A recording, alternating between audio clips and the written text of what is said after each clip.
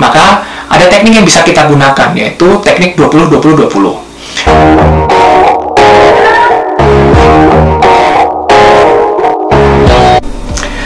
Hai Sobat Lookup, saya Dimas Medi, psikolog klinis. Selamat datang di Lookup Channel.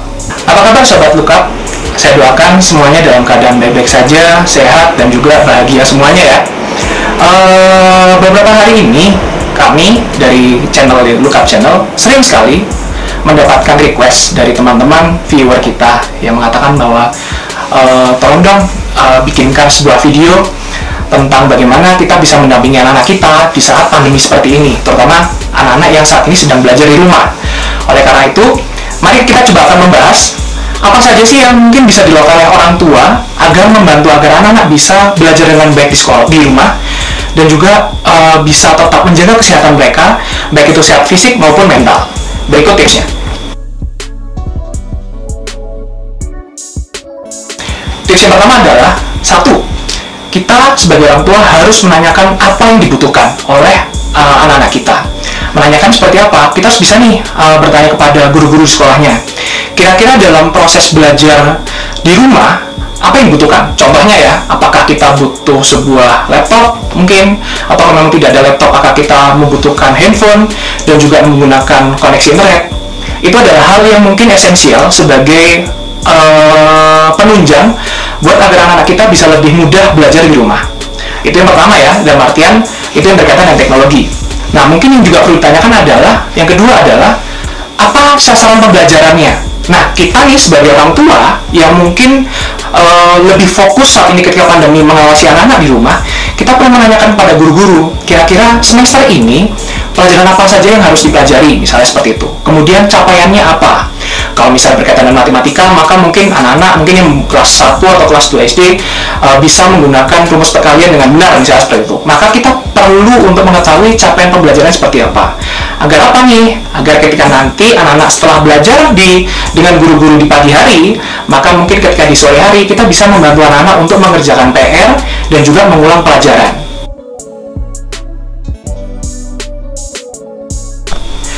Tips yang kedua, Sobat Lookup, adalah kita harus membuat jadwal harian. Jadwal harian ini berisi apa ya? Yang pertama, jadwal belajar tetap anak dengan gurunya. Jadi setiap sekolah punya kebijakannya, jadwal belajar dengan gurunya melalui laptop atau mungkin melalui gadget atau HP, itu punya jadwal tetapnya. Itu kita harus tahu nih jadwalnya jam berapa saja. Kemudian selain jadwal belajar tetap, mungkin ada jadwal penugasan, teman-teman. Mungkin penugasan berkaitan dengan tugas sekolah atau PR ya. Kalau misalnya PR, apa yang harus dikerjakan? Nah, itu adalah jadwal mungkin untuk mereka mengerjakan tugas-tugasnya. Kemudian selain jam belajar, teman-teman, kita juga harus memikirkan anak-anak kita ini butuh apa lagi. Nah, kita harus memikirkan nih jadwal istirahatnya dia, jam tidurnya kapan. Dan juga yang paling penting, teman-teman, bahwa di era pandemi ini, kita melihat bahwa anak-anak banyak ya, yang mungkin anak-anak, mungkin kita juga sendiri sebagai orang dewasa, kita jarang bergerak. Maka kita juga harus meluangkan waktu dalam hal itu untuk juga bergerak, yaitu mungkin berolahraga ringan di rumah. Untuk anak-anak, disarankan olahraga ringan sekitar 30-60 menit. Kenapa ini diperlukan? Karena apa? Kita butuh agar anak-anak kita di era pandemi seperti ini mereka tetap sehat, mereka tetap kuat, dan mereka juga dengan fisik yang kuat, mereka bisa mengerjakan apapun dengan baik juga, dan punya mental yang kuat juga. Sehingga jangan hanya memikirkan jadwal belajar saja yang fix, tapi kita juga harus memberikan jadwal mereka untuk bermain, kemudian juga untuk berolahraga. Ini penting sekali Sobat Lookup. Agar apa nih? Agar mereka lebih kuat. Selalu tanyakan kabar anak Anda, baik itu sebelum memulai belajar dan juga setelah anak-anak itu belajar. Kenapa kita harus menanyakan kabar anak kita? Adalah karena satu, kita ingin tahu apakah mereka enjoy dengan proses belajar di rumah ini. Kedua, kita juga bisa mengidentifikasi atau mencari tahu apakah anak kita ada permasalahan dalam proses pembelajaran. Dengan kita mengetahui adanya, mungkin kita mengetahui adanya masalah pada anak-anak ketika belajar, kita akan membantu mereka untuk menjadi lebih baik dalam proses belajar selanjutnya. Dan juga mungkin kita bisa membantu mereka mengatasi masalah yang mungkin dihadapi ketika belajar di era pandemi ini. Seperti apa? Seperti contohnya adalah banyak anak-anak yang melaporkan bahwa mereka mengalami kebosanan. Mereka sudah mungkin yang biasa sekolah, bertemu gurunya, berinteraksi dengan teman-temannya, mereka bosan nih karena melihat screen terus. Nah, kita perlu nih sebagai orang tua juga proaktif untuk mengatakan, mungkin kita tidak boleh mendorong ya bahwa mereka, oh kamu harus fokus di laptop kamu atau di HP kamu. Kita boleh. Kalau sudah anak mengatakan bahwa, ma, pa, aku bosan, bilang saja bahwa oke nak, kalau kamu bosan nggak apa-apa, berarti kita off dulu, off cam dulu misal gitu, izin ke guru dulu, off cam dulu, peregangan dulu, melakukan hal yang dulu, it's okay. Selama anak kita mengatakan bahwa memang ada masalah, tugas kita adalah membantu mereka sebaik mungkin. Adalah bagaimana kita mengajarkan anak kita untuk mengenal tanda-tanda bahwa kelelahan. Nah, ketika belajar jarak jauh, permasalahannya adalah anak-anak kita mengandalkan visualnya atau mengandalkan matanya untuk melihat screen.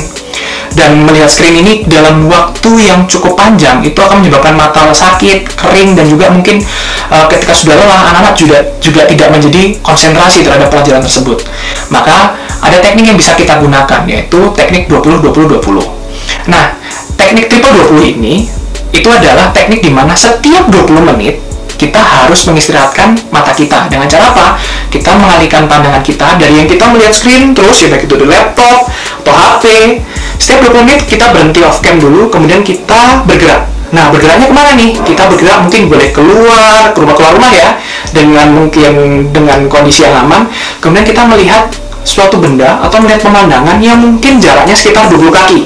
Nah, 20 kaki ini dalam bahasa, mungkin kita orang Indonesia lebih familiar dengan ukuran sekitar 6 meter ya. Jadi melihat benda yang mungkin cukup jauh, kalau misalnya kita melihat di depan rumah kita ada pegunungan, maka kita lihat pegunungan itu.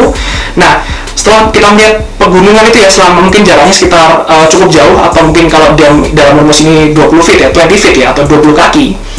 Nah, kita melihatnya selama 20 detik.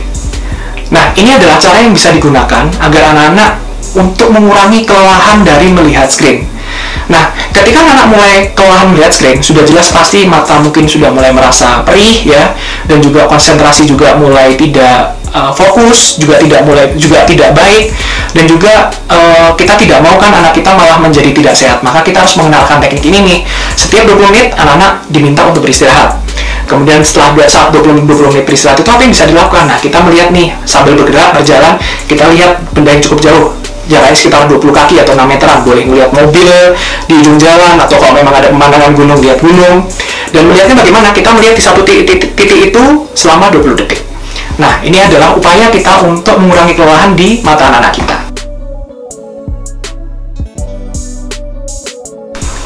Tips yang ke-6, Sobat Tukap, ini adalah tips yang mungkin kita harus lebih pintar ya daripada anak kita, yaitu kita harus menggunakan sebuah aplikasi atau software yang mungkin dalam bahasa asingnya adalah parental control, atau mungkin kita mengenalnya adalah pengawasan orang tua ya. Kenapa? Seperti ini, parental control atau pengawasan orang tua ini adalah sebuah upaya kita untuk mengontrol apa yang digunakan oleh anak-anak kita di gadget, baik itu di laptop, di HP, atau mungkin di tablet, istilahnya seperti itu. Nah, ketika anak-anak belajar menggunakan laptop, maka mereka juga terkoneksi dengan internet. Nah, kadang nih orang tua, kita tidak punya pengawasan, tidak bisa mengawasi dengan baik. Kan tidak mungkin ya, anak belajar, kemudian kita melihat anak kita dari belakang. Itu nggak mungkin sekali. Karena mungkin siapa tahu, bapaknya bekerja, ibunya juga bekerja di luar rumah. Nah, kita ingin mengontrol mereka, kita tidak ingin mereka melihat akses-akses mungkin yang belum boleh diakses oleh mereka, seperti situs-situs dewasa, atau mungkin kita takut ada orang-orang yang mengirimkan gambar-gambar yang tidak senonoh. Nah, kita bisa menggunakan software atau mungkin aplikasi yang ada di komputer atau mungkin di HP kita. Nah, tinggal klik saja di Google, atau mungkin kalau menggunakan HP Android di Android, atau di iOS di Apple Store, tinggal kita cari saja software yang mungkin menggunakan parental control. Nah, itu nanti akan kita bahas di waktu selanjutnya. Tips yang ke-6, Sobat Tukap, adalah pengawasan orang tua dan kesepakatan dengan anak kita. Nah, maksudnya apa nih? Pengawasan dan juga kesepakatan. Ketika kita belajar di rumah, anak-anak kita belajar di rumah, dan juga mungkin kita mengetahui bahwa mereka akhirnya lebih banyak menggunakan gadget seperti laptop atau HP, kita perlu membuat semacam peraturan juga kepada anak-anak tersebut. Nah, peraturannya apa? Bahwa mungkin HP atau laptop itu digunakan untuk belajar dan juga mungkin bermain game. Namun untuk berapa lama? Kalau kita belajar, mungkin kita bisa membuatnya sesuai dengan jam atau jadwal yang sudah kita susun untuk mereka belajar. Namun untuk bermain game, nah kalau bermain game menggunakan gadget, berapa lama nih? Nah, kita harus membuat kesepakatan dengan anak-anak kita bahwa mereka boleh menggunakan gadget untuk di luar belajar, namun ada batasannya, karena kita tidak ingin anak-anak kita lebih banyak bermain game menggunakan gadget dibanding bermain dengan kita. Nah, beberapa cara untuk kita bisa mengkontrol anak kita dalam menggunakan gadget. Salah satunya tadi, selain membuat aturan, agar anak-anak kita juga belajar bertanggung jawab untuk menegakkan peraturan tersebut. Yang kedua, kita bisa menggunakan bantuan teknologi juga. Nah, teknologi apa nih? Nah, kita bisa lihat nih teman-teman sobat lookup semua. Di Google atau mungkin di App Store, baik itu Android maupun Apple atau iOS, itu ada beberapa software atau mungkin aplikasi yang bisa digunakan untuk istilahnya parental control. Nah, ada beberapa aplikasi, itu kita bisa meremote atau kita bisa melihat aktivitas apa saja yang digunakan oleh anak-anak kita, dan juga game apa yang dimainkan, atau internet apa yang mereka browser. Nah, kita bisa mengawasi mereka nih, agar apa? Kita juga bisa ikut bertanggung jawab dalam penggunaan gadget anak-anak kita. Nah, bagaimana teknisnya? Nah, itu nanti kita lihat ya di video lookup selanjutnya. Kita akan bahas lebih detail.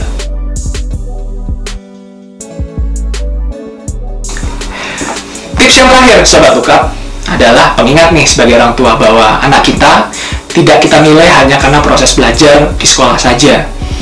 Karena anak kita ini sebenarnya kita kadang mengingat ya, atau mungkin kadang kita punya ekspektasi bahwa oh, anak kita harus pintar matematika, oh anak kita harus pintar IPS, oh anak kita harus pintar mata pelajaran tertentu, dan kita menganggap bahwa dengan kita membuat anak kita menjadi ahli di bidangnya, di bidang pelajarannya maksud saya, kita merasa bahwa anak kita akan sukses. Padahal salah satu kunci sukses anak dalam proses belajar adalah bagaimana kita mampu untuk memperhatikan hal-hal lain di luar belajar itu saja, di luar proses belajar saja. Kita harus memikirkan nih seperti apa hobinya. Nah, oleh karena itu ketika di era pandemi ini, maka kita juga harus membantu dia untuk mengeksplor hobinya apa, atau mungkin apa yang dia suka. Nah, kita harus bantu mereka nih agar apa? Mereka bisa belajar hal baru di luar pelajaran yang mungkin sudah ada jadwalnya secara khusus. Itu baru hobi. Belum waktu mereka untuk bermain. Belum waktu mereka untuk berolahraga. Siapa tahu nih, karena mereka bermain malah mereka jadi menemukan passion mereka juga. Atau ketika mereka berolahraga, jangan-jangan mereka menjadi atlet juga. Kan seperti itu. Dan juga yang paling penting adalah ketika di masa pandemi ini lebih banyak waktu kita bersama anak, maka tingkatkanlah kualitas komunikasi kita dengan anak-anak kita. Karena apa, sobat lookup? Masa anak-anak itu akan sangat cepat berlalunya. Tiba-tiba saja hari ini anak kita baru kelas 1 SD nih. Tiba-tiba besok, kita merasa 5 tahun itu berjalan cepat, tiba-tiba dia sudah SMP. Kemudian tiba-tiba sudah SMA. Dan kemudian dia sudah tidak lagi anak-anak. Nah, ini adalah tugas kita untuk di era pandemi ini, seberat apapun kita alami, kita harus ingat bahwa orang tua dan anak, mari kita coba untuk membuat lingkungan anak menjadi lebih baik, yang membuat anak-anak lebih bisa tumbuh dan berkembang dengan baik, dan juga meningkatkan kualitas hubungan kita dari orang tua kepada anak dengan lebih baik juga. Agar apa? Agar anak kita bisa tumbuh sehat dan bisa berkembang menjadi yang terbaik dari dirinya. Ini adalah tips-tips ya, dan juga mungkin pengingat buat para orang tua bahwa di era pandemi ini tidak hanya orang tuanya saja nih yang juga kesulitan, tapi anak-anaknya juga mengalami kesulitan. Tapi tugas utama kita sebagai orang tua adalah mendukung agar anak-anak kita menjadi lebih baik di era pandemi ini. Mereka akan belajar di era pandemi ini, karena mungkin 5 tahun atau 10 tahun lagi mereka menjadi lebih kuat daripada generasi yang belum pernah mengalami pandemi ini. Oleh karena itu, sobat lookup, jangan lupa untuk memperhatikan anak-anak kita dan juga mendukung mereka sekuat mungkin agar mereka bisa menjadi orang yang lebih baik daripada generasi kita. Itu saja, sampai jumpa di video Lookup Channel selanjutnya. Bye-bye.